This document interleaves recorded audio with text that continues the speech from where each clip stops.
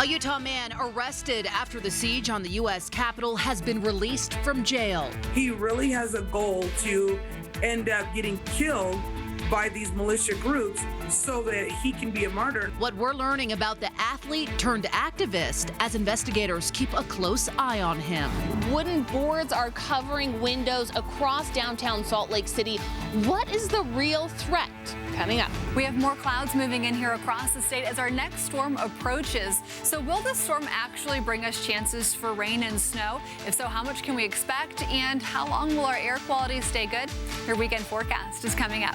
Hundreds of Utah National Guard troops are shipping out for a very different mission. Maybe one of the most difficult deployments that we have is because we're dealing with fellow citizens. Reaction as they go to Washington, D.C. to protect our nation's capital and President-elect Joe Biden.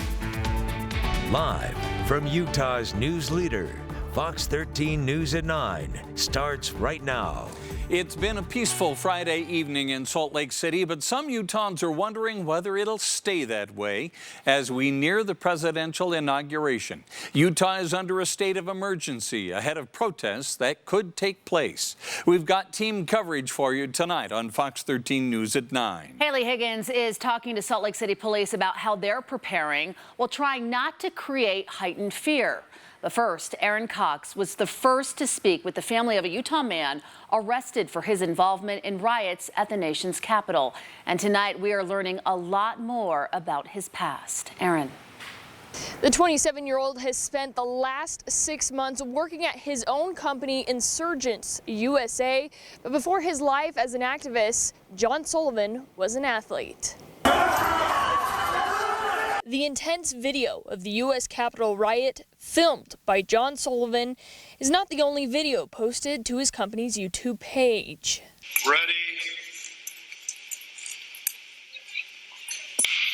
The speed skater on the left is the young activist. Sullivan was working towards the Olympics. The athlete had raised nearly $3,000 for Pyeongchang. In 2016, Sullivan's Twitter posts showed an athlete running or biking. Sullivan was sponsored by a company called Hue for Every Man. Have enough hours in the day, right? But there are these little... And was featured in an Uber commercial. Then Sullivan's last post on Twitter for 2019, "Nobody likes to write about how they failed," he wrote. The blog post he linked to is now deleted. Then the athlete became an activist. I believe the Black Lives Matter. I mean, I'm not here to assert myself and my beliefs on other people. I just want to give people the footage, the video. He has culturally misappropriated this movement to benefit him financially. Taisi Bellamy with Black Lives Matter for Humanity in Utah says though Sullivan says he is for Black lives, he's not part of their organization. And I have had very serious conversations with John. One of the conversations even brought me to tears on the phone with John when I realized just how lost he really is. He really has a goal to end up getting killed by these militia groups so that he can be a martyr. Arrested after organizing the Provo protest in July of 2020, Sullivan continued posting about organized protests on the Instagram page for his company Insurgents, a company Sullivan dedicated to ending police brutality and unifying the nation. Sullivan will be tried in Washington, D.C., and his next virtual appearance is January 22nd. Until then, he is essentially on house arrest. In Salt Lake City, Aaron Cox, Fox 13 News, Utah. Tonight, the Utah National Guard is on standby, and UHP troopers are ready for potential civil unrest and violence in Salt Lake City. The FBI's field office, however, says it has not received any specific or substantiated threats. Fox 13's Haley Higgins looks at the motive behind the expansive preparations. Wooden boards cover windows across Salt Lake City this week, including this residential property off 4th South, this city office building, and then down the street, the City Justice Court. On Friday, workers continue covering windows, anticipating vandalism and violence in the coming days. The downtown post office will close early Saturday. or mailboxes temporarily removed near the city's core. Highway Patrol troopers will surround the Capitol.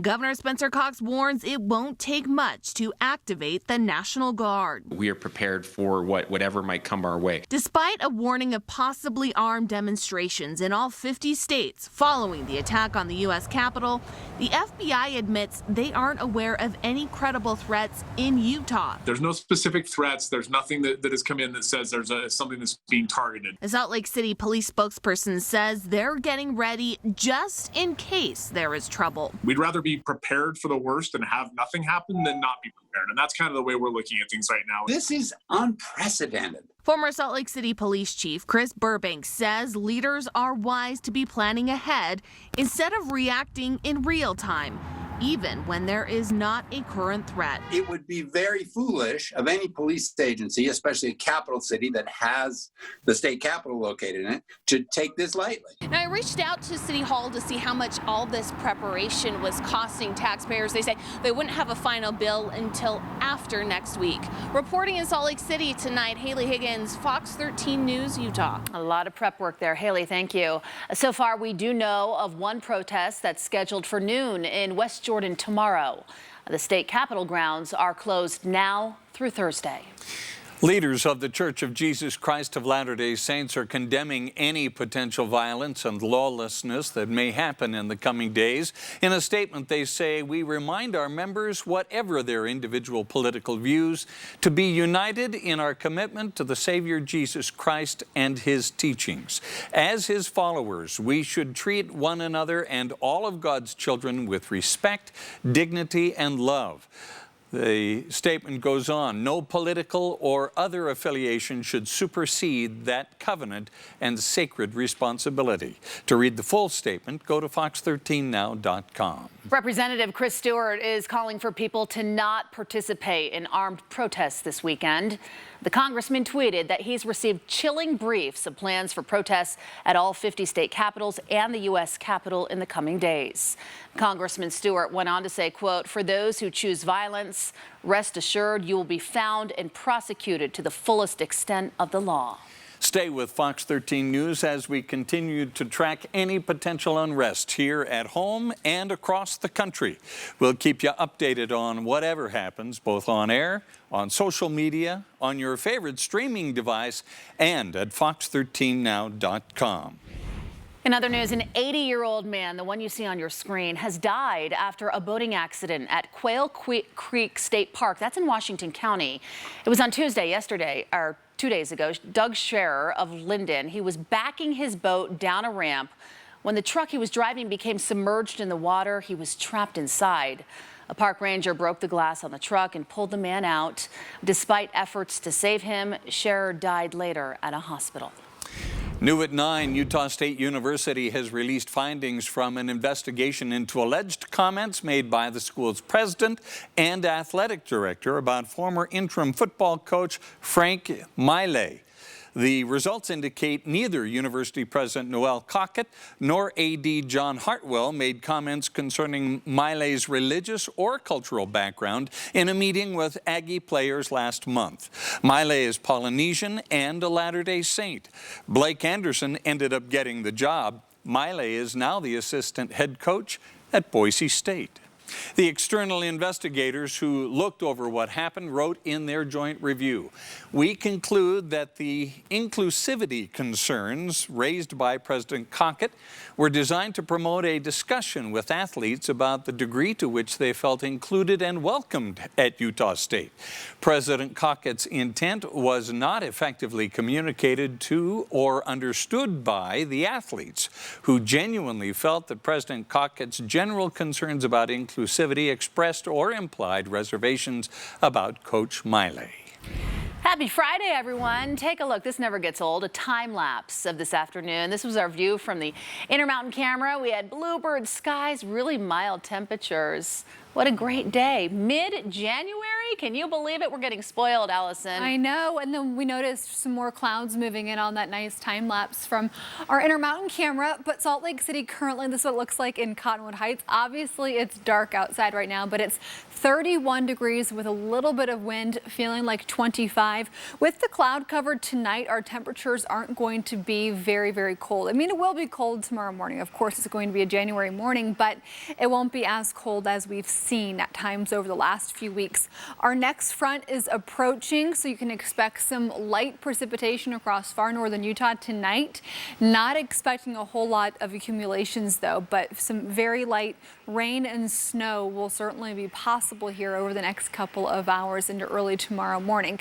But it'll be a quick moving storm. Right now we have temperatures here along the Wasatch Front around 30 to 35 degrees. Park City at 32 right now, so 1 degree warmer than here in Salt Lake. St. George 47, 15 for Vernal, 23 for Moab. All of your weekend forecasts coming up. Thanks, Allison. You know, Utah's national parks have some of the most incredible scenery on Earth, so it's always disappointing to hear of vandalism on those sites. Someone at Arches National Park, take a look. They scratched at Andy Rue Bacon in Knoxville, Tennessee. You'll see that in the upper right-hand corner of your screen. It was etched into the red rock in large letters. The park rangers now investigating. They have identified a suspect. You know, it's very difficult and very expensive to make this sort of repair, and many times sites cannot be restored to their former condition. So if you ever see something, tell the first park employee you see, or you can use the tip line on the National Park Service website. Coming up on Fox 13 News at 9. We really need to be extra cautious moving forward until we get more people vaccinated. The new COVID-19 variant from the UK has been detected here in Utah. What health officials are learning about the man infected and what you need to know to stay safe. I took an oath that when I joined the military to protect against, enemies foreign and domestic. You can see behind me, the engines are running and they're ready to taxi. I'm Fox 13 Spencer Joseph. We'll have the story of Utah's National Guard headed to Washington, D.C. to help the inauguration. Current rules make high school drill team a female-only sport. One Granger High School student is trying to change that. After more than 50 years, one employee of a famous burger joint in the Salt Lake Valley is calling it a career. What he says he will miss most. Now to a developing story in Eagle Mountain. A 3-year-old boy is recovering tonight after being hit by a truck this afternoon. We're told the boy was riding a small bike on the side of the road when he was hit by a full-size Dodge pickup. We're told his injuries, however, are not life-threatening. Investigators say the driver was being cautious at the time, and they do not believe he will face any charges. Wow, glad he's going to be okay. Yeah. A Utah pharmacist pleaded guilty today to illegally importing millions of dollars worth of mislabeled drugs from China. Dan Richards, that man right there, owner of Draper-based Meds in Motion, had a contract with the state of Utah to obtain a large amount of hydroxychloroquine when initial reports said it may be a treatment for COVID-19. Now, the China-based company Richards ordered from was not registered with the Food and Drug Administration, and the drugs were mislabeled when they arrived. When it was discovered the drugs could not be used as a treatment for COVID, the state did receive an $800,000 refund from the pharmacy. Richards now faces up to a year in prison and a $100,000 fine when he's sentenced in March. More than 350 Utah National Guard troops have been ordered to Washington, D.C. to protect the nation's capital. Fox 13's Spencer Joseph spoke with them today as they were departing from the Salt Lake International Airport. Behind me is a Utah Air National Guard KC-135, and on board are dozens of troops, all headed to Washington, D.C. Their mission, protecting our nation's capital for the inauguration of President-elect Joe Biden. As the engines fire, troops mentally prepare for the mission ahead. The mission, as we understand it, is security, support and defend the Constitution, help protect life, liberty, property.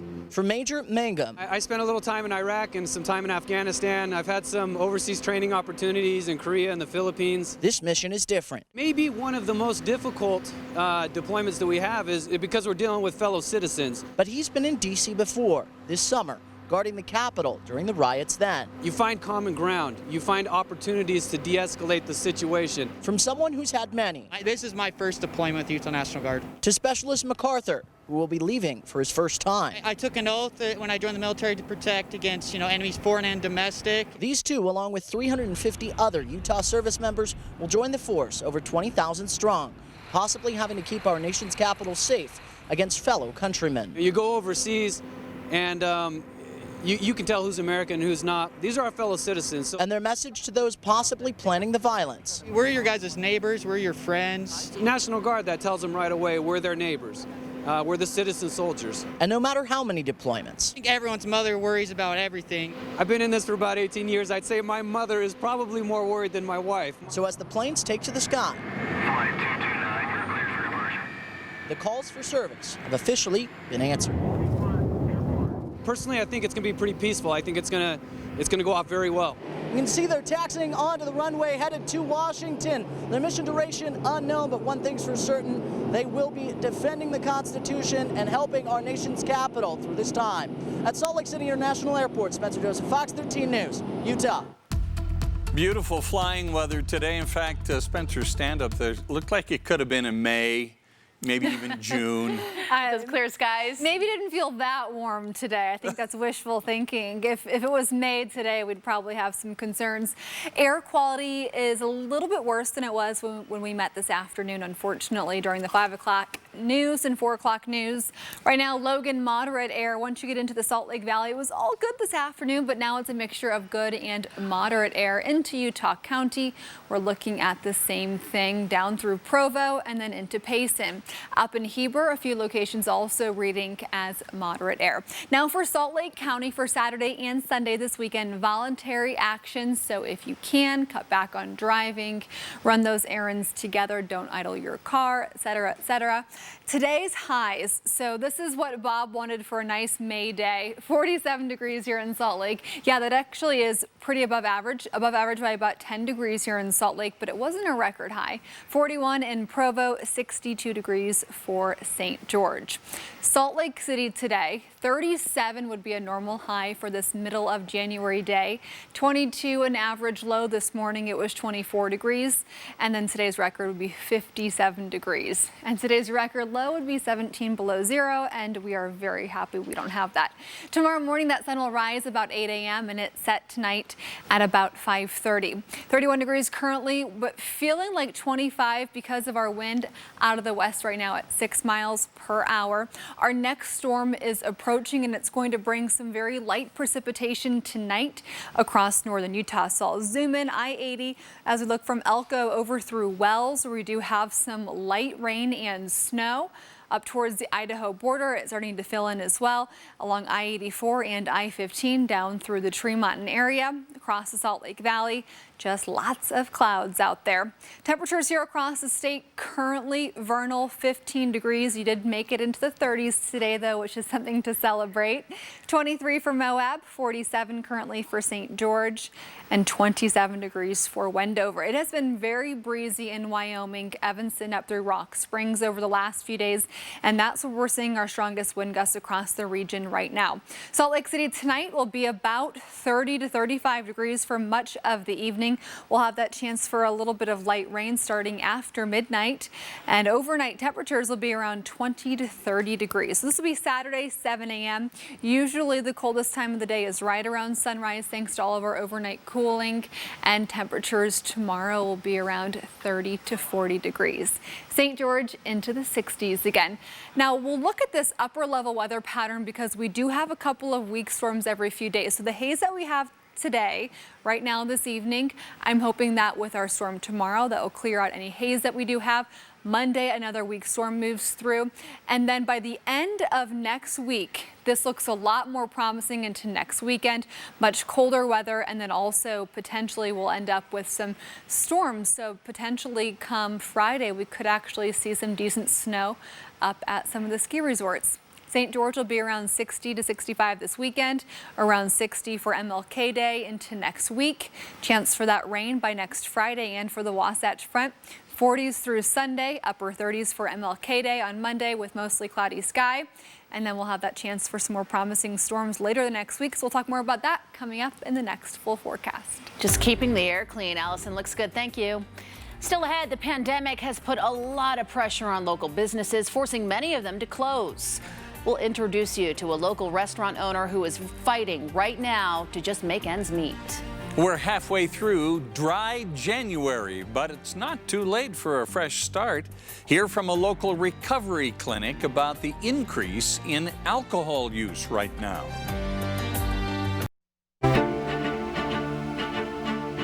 The pandemic has been tough for many businesses, but local restaurants really seem to be some of the hardest hit, including the Local Greek. That's a restaurant in Riverton. The owner, his wife, and 2 of their boys work in the restaurant daily with other family members as well. Now, before the pandemic, they say business was great, but now they're struggling to even stay open. We've lost about 65% of our business, and it was an immediate drop. It wasn't, oh, it was coming before, or we could expect it, we weren't doing well. Our business was really good, and it was an immediate drop. That's a big drop. With a lack of business and the bills piling up, owners are not sure how much longer they can hang on. The Local Greek did get funds from the first round of the PPP loan program, and owners are just hoping to get a little more from this next round to carry them through. Throughout the pandemic, more people have been isolated at home, leading to an increase in substance abuse. Rich McDonald with Wasatch Crest, a treatment center in Heber City, says the number of fatal overdoses has risen in 40 states during the pandemic. A lot of it is attributed to people spending more time at home, either working or because they lost their job. McDonald says now is a great time to assess how much alcohol you've been drinking and determine whether there is a problem to address. You know, for somebody that can stay, sober for the entire month of January versus somebody who thinks they can and then suddenly 2 weeks in, they're, unable to do it or even having some withdrawal symptoms, those are the people that maybe should be reaching out for help. McDonald says if you're a daily drinker, it can be dangerous to stop drinking altogether on your own. You should reach out to your doctor for help with the process. Coming up after the break. The more contagious variant of COVID-19 that's been spreading in the United Kingdom has now been found in Utah. For every individual that is infected with this new variant, they're able to spread it to more individuals. The race to inoculate enough people before another surge is started. It's really frustrating and it's really disappointing, honestly. After working for years to become the first boy on Granger High School's drill team, there are many more opportunities for boys than girls. Why this student is being told he can't compete. Better air quality and worker productivity. Working from home during the pandemic is working out, but it seems all good things must end. The story coming up.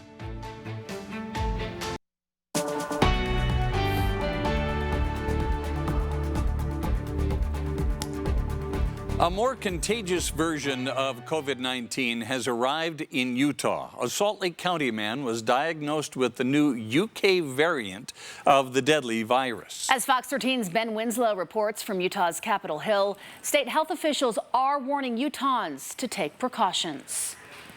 The UK variant of COVID-19 is confirmed here in Utah, and health officials say it is much more infectious. We really need to be extra cautious moving forward until we get more people vaccinated. The UK variant of COVID-19 was detected in a Salt Lake County man between the ages of 25 to 44 who had not traveled outside the state. He's said to have experienced only mild symptoms. If we detected it this quickly, since we were looking for it, indicates to us that it is probably more widespread than just this one individual. While it spreads the same as COVID-19, this variant is much more contagious. What has changed is how easy it is for the virus to cause you to be sick. So for every individual that is infected with this new variant, they're able to spread it to more individuals. State health officials suspect it's been here for a while, but the UK variant has the potential to create a new surge in cases that will further strain overwhelmed hospitals. I think what's really important for the Utah population to know is that it is more transmissible. It's more contagious than the other variants of COVID. And so now more than ever, we really need to be practicing good public health practice by wearing a face mask, staying home when we're sick, avoiding large gatherings, and physical distancing as much as we can. Dr. Angela Dunn says the COVID-19 vaccine does work against the UK variant, but the state is racing against the new virus mutation to get enough people inoculated. Dosing supplies are limited. The state recently took vaccine doses from hospitals to give to vulnerable people in long-term care facilities. This is a hard time to have even a more contagious strain, given that it's winter, people are inside more, the holiday season just passed, and people are frankly fatigued with all of the public health recommendations we're making. So that in combination with not enough vaccine to go around is concerning. But I will say that the vaccine gives us hope. So far, the Utah Department of Health is not recommending further restrictions. The statewide mask mandate will remain in place. On the Hill, Ben Winslow, Fox 13 News, Utah. Here are today's COVID-19 numbers for Utah. More than 2,500 new cases reported. More than 320,000 Utahns have contracted the virus since the pandemic began. The weekly positivity rate sits at 25%. ICU beds are at 92% capacity. 12 more Utahns have died. The death toll is now 1,472. The victims were from Salt Lake, Tooele, Utah, Washington, and Weber counties. More than 142,000 Utahns have been vaccinated with either the Pfizer or the Moderna vaccine. A little more than 9,500 people have received their first shot since yesterday's report. Meantime, Governor Spencer Cox is reacting to reports the Trump administration did not set aside a reserve of COVID-19 vaccine. In a statement to Fox 13, the governor says, quote, "We continue to work with the outgoing and incoming administrations to gain more clarity on the amount and rhythm of vaccines coming to our state. We are hopeful that we will see an increased amount of vaccines soon." Today, thousands of Utah school teachers got the first dose of the COVID-19 vaccine in West Valley City, a little ahead of schedule. Community Nursing Services has been vaccinating teachers in Salt Lake and Utah counties this week.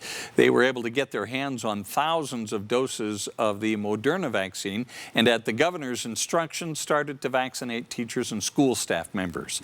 The line moved steadily this morning at Hunter Junior High School.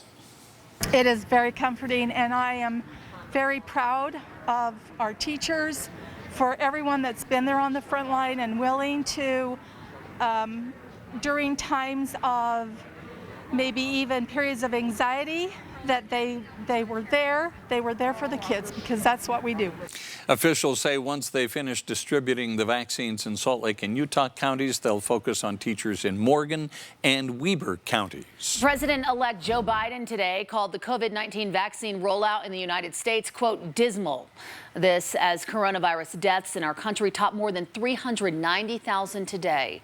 In a speech this afternoon, the president-elect detailed a 5-point plan breaking down how his administration will overhaul the rollout process. Now, he pledged to vaccinate more Americans, establish more vaccination sites, and ramp up the supply of the COVID-19 vaccine. This will be one of the most challenging operational efforts ever undertaken by our country. But you have my word that we will manage the hell out of this operation. It does come with a cost. President-elect Biden's national vaccine program will cost $20 billion. Funding for it is wrapped in a $1.9 trillion emergency package, which also includes $1,400 stimulus checks for Americans. More national news for you right now. President Trump has not yet congratulated President-elect Biden on his victory. But we have learned that the Vice President, Mike Pence, has spoken to Vice President-elect Kamala Harris. In their first conversation since their debate at the University of Utah in Salt Lake City, the Vice President congratulated Vice President-elect Harris and offered his belated assistance. Unlike President Donald Trump, Vice President Pence does plan to attend Wednesday's inauguration. Some students at Harvard are calling on the school to take away degrees from some of President Trump's supporters and aides. Several students are reportedly circulating a petition that specifically targets White House Press Secretary Kayleigh McEnany, Senator Ted Cruz, and Congressman Dan Crenshaw. The petition indicates these individuals spread, quote, disinformation and mistrust, unquote, which the authors allege helped fuel last week's Capitol riots. Harvard has not released a statement on the petition.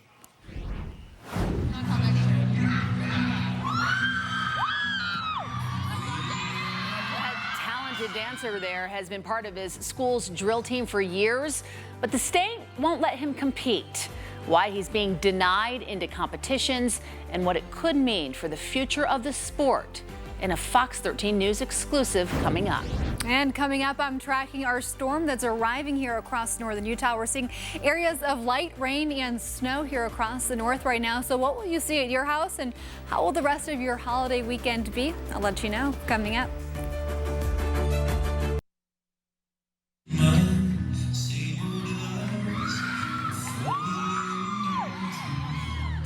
One Granger High School student is trying to change a rule that bars him from competing in a sport he loves. Fox 13's Diego Romo spoke with him in a story you will only see here.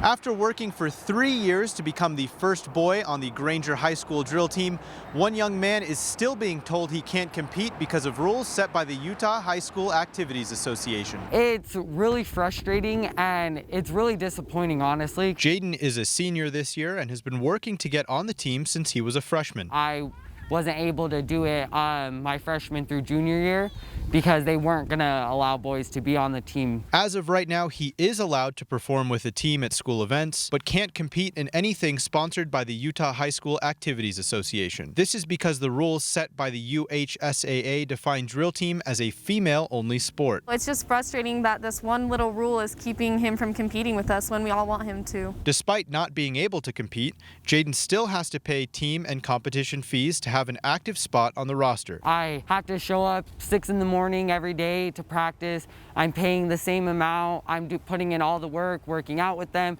doing all the dances, learning different spots.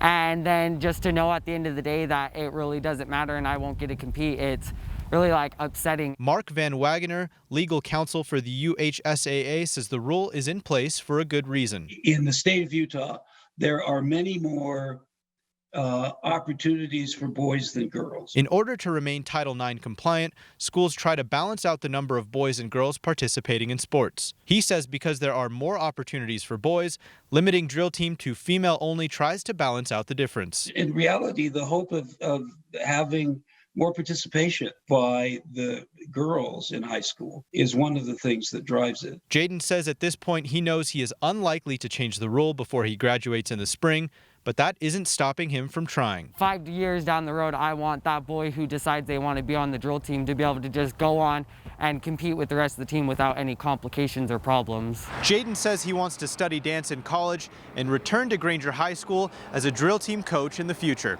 In Salt Lake City, Diego Romo, Fox 13 News, Utah.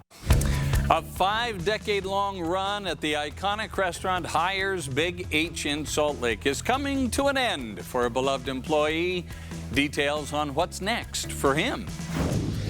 And later in sports, the Jazz hadn't been home in a while. How'd they do against the Hawks tonight? Plus, high school hoops starts to heat up with regional play. And what does Urban Meyer really think of Zach Wilson? We got a hint today. Back in a bit. Welcome back. New at 9, good news for Park City residents. The Park Silly Sunday Market is returning for the summer. The popular event was canceled last summer due to the pandemic. That meant vendors could not sell their goods, and everyone missed out on what Park City residents call the highlight of their summer. The plan is to kick off the Park City Sunday Market on June 6th, and it'll run every Sunday through September 26th, except for July 25th and August 1st and 8th. Get this, after 53 years at Hires Big H, Jim Merrill has no idea how many burgers he's grilled over that time, but we can tell you, it's a lot. Merrill now retiring from the drive-in on 7th East and 4th South, where he's worked since 1967. Wow, what a career. He says there has been a lot that he's done, and of course, a lot that he'll miss about the place. I'm really going to miss my employees. They have been fantastic to work with me. Most of them have been with me 20 to 35 years. So they've been here a long time. And then of course the customers. Any business that runs has to run on customers and repet customers. And I know a lot of people over the years. It's been great. Lots of classic cars found their way to Hires today to help say goodbye. Merrill says after he gets a knee replacement, he and his wife plan to go work at Yellowstone National Park. Happy retirement. That's fantastic, Jim. Congratulations. Yeah. Well, there's possibly a good chance that maybe you worked from your home office today. If not, maybe you know someone who did. A new study has found that Utah leads this region of the country in teleworking. Fox 13's Brian Champagne has the story from his home office. My office today is my living room. The study by the Utah Foundation found that during the shutdown, air quality and worker productivity went up, but both those good things might not last. Fewer cars on the road from more people working from home. A Utah Foundation survey found employees like their new flexibility. Employers some employers are liking it because, they're finding their employees more productive. The study found air quality improved during the shutdown last March and April. From an air quality standpoint, the teleworking does make me happy. Dr. Martin has been studying the junk you breathe for more than 30 years.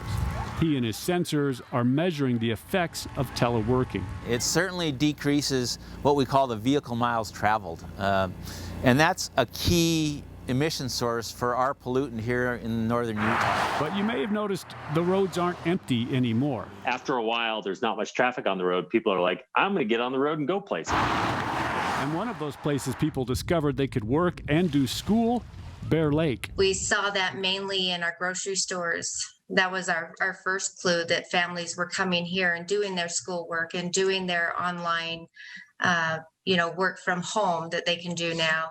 What could affect satisfaction? Well, surveys of the past found that people like their commutes. The time helped them separate their work life from their home life.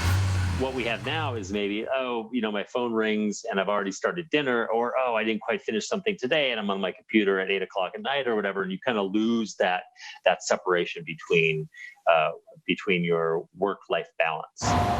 And while empty offices are letting us squeak through this inversion season, Martin is playing the long game. It'll be really interesting to see if it changes our habits over time, or will we just fall back into driving whenever and wherever we want. The study came out a week before the legislature is supposed to look at SB 15, a bill that wants to gather data from state agencies about how well their teleworking plans worked during bad air days. From the dining room table, Brian Champagne, Fox 13 News, Utah. From the dining room table, I think a lot of us can relate to that right now as we're working from home for many of us. But Logan, right now, if you are working from home, you've probably noticed the haze, or if you had to drive into an office today, you noticed that haze. And unfortunately, here across the Salt Lake Valley, our air quality has gotten a little bit worse over the last few hours. We are now moderate from Layton all the way down into Provo right now, actually all the way down into Payson and even up Provo Canyon into Heber. Air quality for Salt Lake County, voluntary action. So we'll have moderate air for this weekend and temperatures this evening that really, it's not that bad out there. It's 31 degrees, feels like 25 with our wind out of the west at 6 miles per hour. Beautiful view on our Alta Albion Basin camera. This is the web camera up there. You can see we have some stars, still some clouds off in the distance. Just look at the quality. Alta just showing off every single night. So beautiful right now.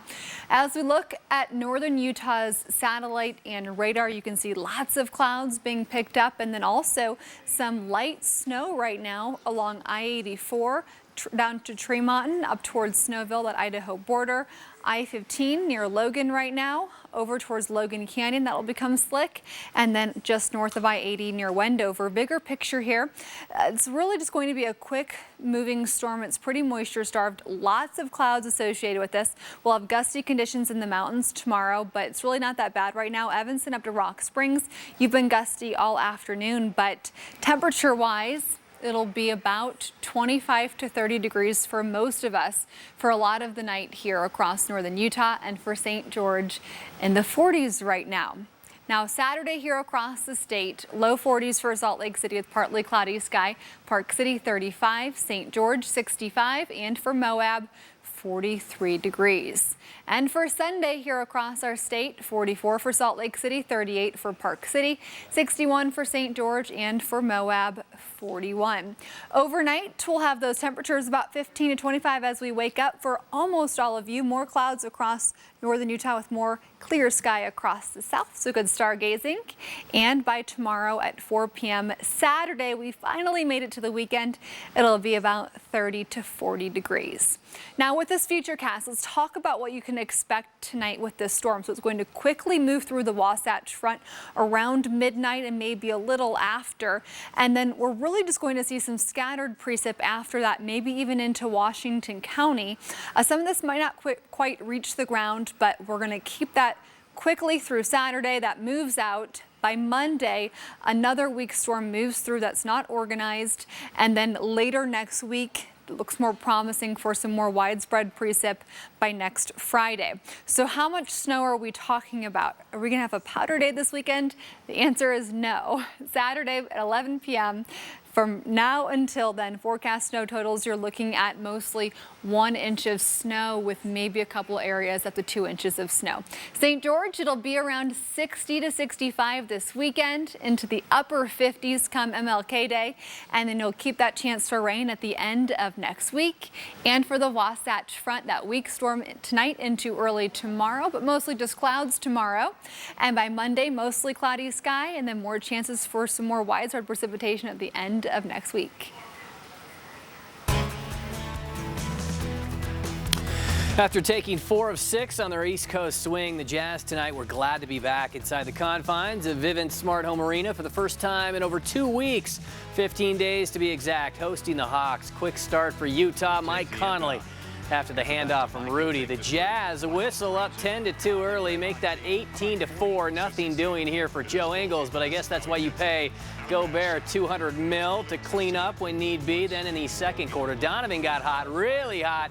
Pretty stroke. Mitchell camped in that very same spot, ready to get it right back. He had 20 by the half, while Rudy added 15, 13 boards, and 4 blocks. The Jazz scoring the first 16 points in the fourth quarter as well to roll up Atlanta by 24 for their 4th straight win. To the preps now, including unbeaten Pleasant Grove at American Fork. The Cavemen came out guns blazing. Start with Jace Chapman from the backwoods, then Jackson Kohler with a little of that same magic. It was raining threes for A Fork. Evan Young's turn as the home team pulls out in front. So go other end now. Jordan Ross is going to answer. His from deep as well. In fact, that was the story, but ending with the Cavemen because they won the game, delivering the Vikings their first setback of the season, 74-68. How about a couple of 11-win teams in Sky Ridge and Corner Canyon? Start orange, like the teamwork here. Jacob Jensen caps that bucket for the Falcons, but Corner was good at home. Max Toombs able to flick it off the glass. Then how about the big fella? Carter Welling eats his breakfast, lunch, and dinner all at once, I would say. The senior getting a little dunk-tastic in transition as well. 23 for him, while Trace Ross led the Chargers with 25 as they take it 75-61. And at 5A, Region 6 supremacy on the line between Brighton and Olympus. The freshman Jordan Barnes feeling it to lift the Titans up 10 in the first. Bengals turn to cut it to 4 in the second. Tanner Church with his Sunday best move there, reverse side. But to Olympus, quickly back up double digits. Breaking the press is Jack Weiser still. Green holding on by a final of 74-70. Big test for the Lady Utes hosting top-ranked Stanford this afternoon. Start with some Lady Cardinal, though. Kiana Williams, 3 of her 18. And then Ashton Prechtel doing likewise as the Roadies led by 15 after 1 quarter. Into the second now, where Utah was much better. Brenna Maxwell, tasty crossover and drop there, but Stanford never did let up. And one at the block for Francesca Belibi, 82-54 the final from the Huntsman. And former Ute head coach Urban Meyer introduced as the new head coach of the Jaguars. Meyer didn't hesitate to admit that Jacksonville, holding the top overall pick in the upcoming NFL draft, played big in his decision to try his hand at the pros. Most assume that pick will be Clemson's Trevor Lawrence, but could BYU's own Zach Wilson be in that conversation as well? Meyer today hinted he might. Well, you see Trevor, you see Justin, you see Zach. So whoever takes that snap is we have got to be right on. And who we pick at that quarterback spot, that's going to be one of the most important decisions I've made in my lifetime. And along with the partnership of our owner and our general manager. And the ones that are out there, my initial study, because I have been studying a lot, I like to use the term elite. I see some elite quarterbacks out there. Yeah, we'll be right back. Have a great weekend, everyone. Quick Cast up next.